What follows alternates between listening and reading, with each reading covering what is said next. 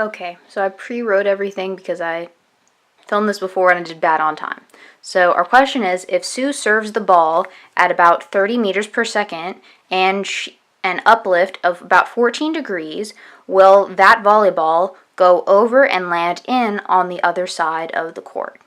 And so Sue, as she hits the volleyball, is standing about 1.84 meters, and the actual net itself is about 2.24 meters. So really the difference between that is about 0.4 meters, not 2.24.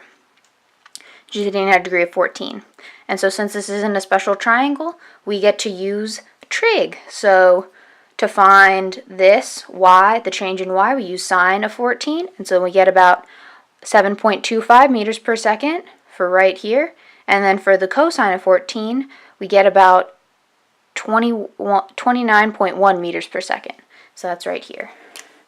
7.25 and 29.1 meters per second. Get the idea. Also, the entire length of the court is about 60 meters, and so 30 on one side and 30 on the other side. So from here, we have to figure out how high does the ball go. And that's where more equations come in. So the height of the ball is, so first we have to find the halfway point because Sue is standing at 1.8 meters, and so actually it goes halfway and then has to go all the way down that extra 1.84 meters. So we just divide this by 10 and we get 0.725 seconds to go to the top, and then from that we get about 5.6 when we multiply that by 7.25, and so we get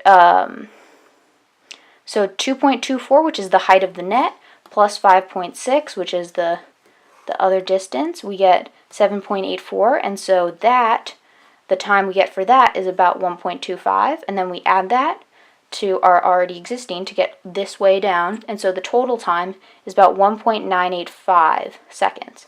And then we can multiply that to the horizontal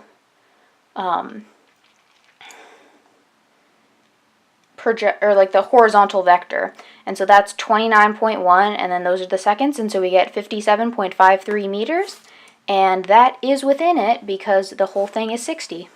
So we solved our problem that